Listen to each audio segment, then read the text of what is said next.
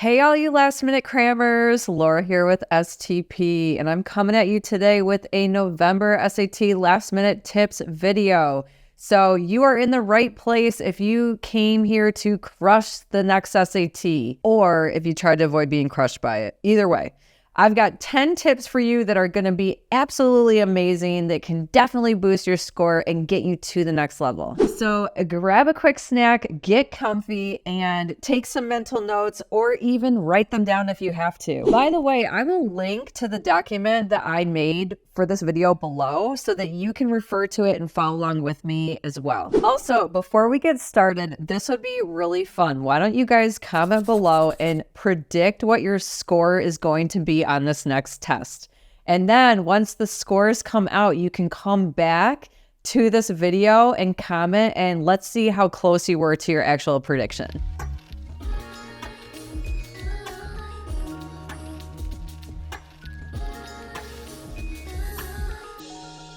All right, guys, if you are struggling with time management on Module 2 of the English, I have a brand new execution strategy for you. My only tip is you should try this out on a practice test before you go into the real thing. You don't want to do anything brand new in the real test until you've had a trial run. Okay, so as you can see, this new execution strategy is money, because what it does is it breaks up the reading into two different blocks. So work from 1 to 10.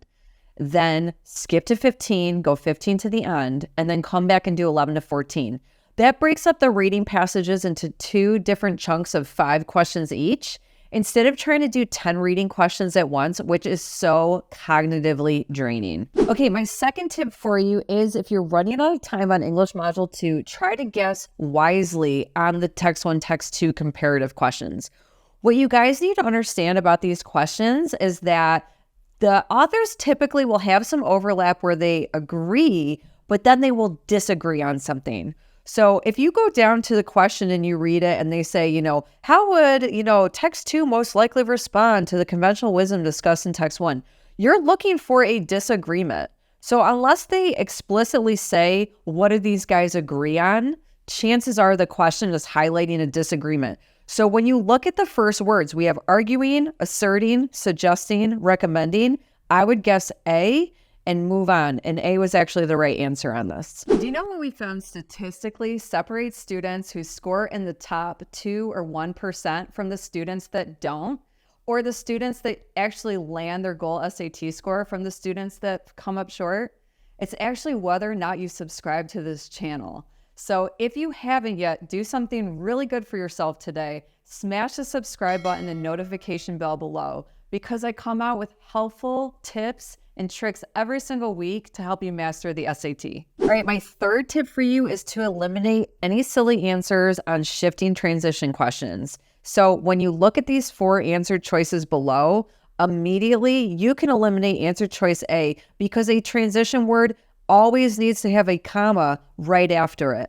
Or if it comes at the end of a sentence, then it needs to have a punctuation mark. This video is brought to you by Preply, the first ever app designed specifically for the new digital SAT. Have you run out of bluebook tests to prep from? Do you like the idea of doing daily practice conveniently from the palm of your hand? With Preply, you have over 1,000 unique questions in your pocket. You can hone in on your weaknesses doing drills in specific question categories. Or if you're struggling with timing issues, you can head into our quizzes and work on your pacing. You can even customize your own pile of flashcards in both the math concepts and vocabulary. If you want to switch it up, you can head to our AI tutor Whizbee and ask him to quiz you on some kind of topic. And you can even let your competitive side come out by trying to get on our top 10 Preply leaderboard. Best of all, Preply allows you to prep on your own time, whenever and wherever you want. Even if you have a super busy schedule and you only have 10 to 15 minutes a day to practice for the SATs,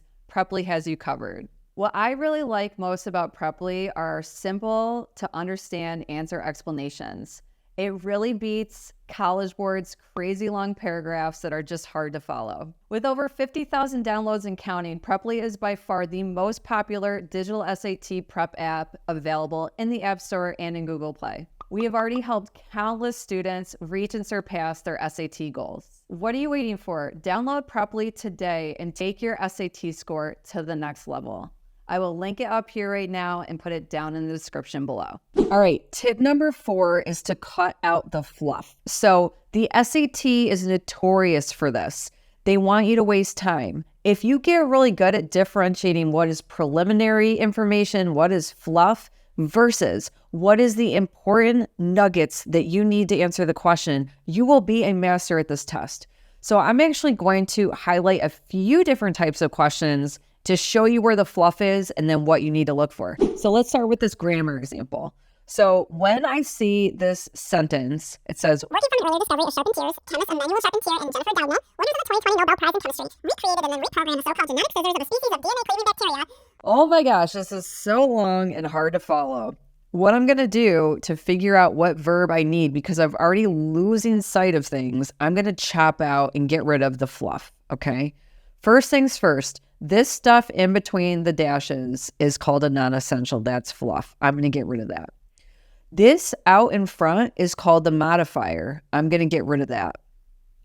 And this thing over here after genetic scissors, starting with the of, that's called a prepositional phrase. I'm going to get rid of that. Okay, now we've cut out the fluff.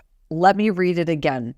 Chemists Emmanuel Charpentier and Jennifer Doudna recreated and then reprogrammed the so-called genetic scissors to forge a tool that is revolutionizing, Oh my gosh, it's so easy to see. It needs to be A. All right, my next cut out the fluff example is dealing with a graph. Now, first thing I will say is when you read the answer or the question, most of the time I have noticed if it says describes data in the question, you do not need the graph, okay? Keep in mind, guys, this is an English question. This is really not a quantitative mathematical question. So often you can just read the claim and then read the answers and pick one and bypass the graph completely. Now, here's another thing. They want to support their finding. So typically the finding, the hypothesis, the claim is going to come in the last sentence. So I see the finding right here. I'm just going to read this sentence.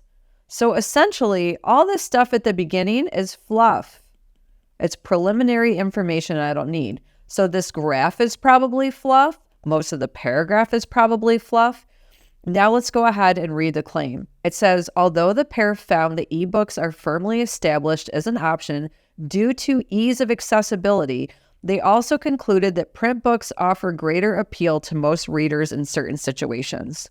I'm going to sum that up in my own words just to deepen my understanding of it. So it sounds like the researchers have found that ebooks are a great option because they're easy to access, but print books are even more appealing in certain situations. Let's look at the answer choices. We have a large majority of readers seeking immediate access to a book preferred the electronic option, with less than 25% of readers opting for print. Okay, well, that could be true, but there's not enough information because they didn't talk about the specific area of needing immediate access. So let's get rid of A. B says the percentage of readers who chose a format based on the variety of titles available was about 50% for both print books and ebooks. This is also something that could be true, but it doesn't really support the claim because what we're missing is the appeal in certain situations of the print books. This doesn't really highlight those certain situations where print books are more appealing, so it's kind of irrelevant. I'm going to get rid of B. C says, more than 75% of readers preferred print books for reading to a child, and more than 60% preferred print books for sharing with other readers. Wow, this sounds to me like it's supporting the claim because it's showing how print books offer greater appeal in certain situations. I'll hold that, and I'm going to look at D. When concerned about quick access or reading during travel, most readers preferred books in the same format. Well, this doesn't really talk about print books specifically or ebooks, so that feels irrelevant or, too broad, I guess, too general. So we're going to go with C. All right, my last example of cutting out the fluff deals with inference questions, which are also known as logically completes the text questions. Guys, these questions really aren't that hard. If you cut out the fluff and keep it simple, it's much easier to streamline your approach and get these right. Okay, so here's what we're going to do. We're going to go right to the claim in the text, because you're going to base your logical conclusion off of that claim. And the claim typically is in the last sentence before the blank. Now, there may be times where when you read the last sentence, you have a pronoun in there, like an it or a they, or you have a very sciencey technical term and you don't know what it means. In those cases, you will have to read up, but oftentimes you don't. So let's go find the claim. It says discovered right here in the last sentence. So that's the claim. In their 2022 study, these guys discovered that an X-ray computed tomography scanner can accurately record a burrow's measurements, both at a moment in time and throughout the entire burrow building process. Something that's impossible with resin casting because, well, we're going to have to go up and read about resin casting. So it says resin casting involves completely filling an empty burrow with a liquid plastic that hardens to create a three-dimensional model. However, recovering the model inevitably requires destroying the burrow. Okay, I'm going to come up with my own conclusion. If it destroys the burrow, then that means it cannot record a burrow's measurements throughout the entire burrow building process. It's only going to be able to do it once. So I'm going to go through my answer choices and find something that says that. Burrows below a certain size is irrelevant. It does not allow for multiple castings. That's exactly what I'm looking for. I'm so confident with B, I would pick it and then flag the question and not even read C and D.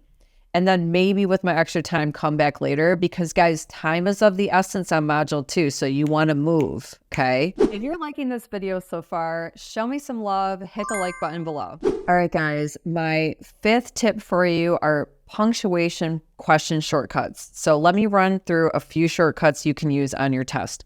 First shortcut is anytime you see a period and a semicolon, you can eliminate those options because they function the same way. Your second tip is if you're given 4 punctuation options and you notice only one of them can separate 2 independent clauses, pick that one.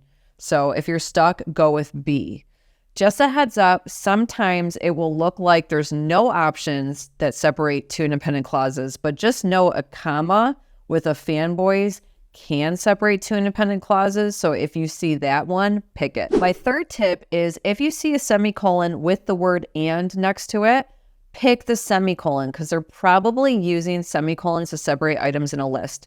So as you can see in this one, we have a semicolon with an and in the text. So that means we're going to pick B because it has a semicolon in it. All right, my 6th tip is to know all of the math concepts and formulas on our math cheat sheet. So I'm going to go ahead and link that below in the description for you. Also, if you grab the Preply app or if you're already working out of the Preply app, we have math flashcards. So you can definitely use that to study the math concepts as well. My 7th tip for you is please don't cram the night before. And I bet some of you are probably watching this video the night before as I'm talking. But you want to give your brain a break. It's just like if you're a marathon runner and you have a big race the next day. You're not going to run a marathon the day before you run a marathon. So you don't want to cram the day before the big test because you're going to exhaust your brain when you really need it to rest. My 8th tip is you want to warm up your brain on test day. So I'm also linking below to our SAT warm up. It's just a small set of English questions that are on the easy side. No answers included because I just want you to think about your process and work through those questions. You can't check your answers in the test anyways. But think of it kind of like when you're jogging around the field to warm up for a big game. It's the same thing here. You're warming up your brain for the big day. Tip number 9, I want you guys to use all of your extra time, especially on Module 1 math. It's so easy to make careless mistakes on the math, especially when the problems are easy. Your brain goes on autopilot. You stop fully giving your full undivided attention and presence to the question. Trust me, I've been there. I've made tons of careless mistakes. So if you have extra time, 10 minutes, 15 minutes, instead of sitting there twiddling your thumbs, go back and redo every single question so that you can catch any careless mistakes. Redoing the question is a lot better than just looking at the problem and trying to find a mistake. All right, and my last and final tip, I want you guys to reset mentally before you go into both Module 2s for the English and the math. The first thing I want you to do is reframe your thinking and just be in acceptance that it's going to be a lot harder. There's going to be questions you get stuck on. Be ready for that, and it's completely okay. The second thing I want to say about this is get ready to ramp up because you need to be even more attentive, even more diligent, and you need to go at a very deliberate pace. So if you replicate the pace that you had on Module 1, you will run out of time. So reset, reframe, know it's going to be a completely different section, and get ready to execute and attack it. And there you have it. Those are my 10 last-minute tips to take you from myth to master. So remember, guys, it's not about perfection. It's all about strategy. Be confident in yourself, know that you put in the hard work, and go in there and crush the test. And I will be right alongside you guys because I'm taking the November SAT as well. So I cannot wait to talk to you guys about it afterwards. And hey, leave a comment below if you have any last-minute SAT freakout stories. I mean, questions. Catch you on the other side of test day. Peace out.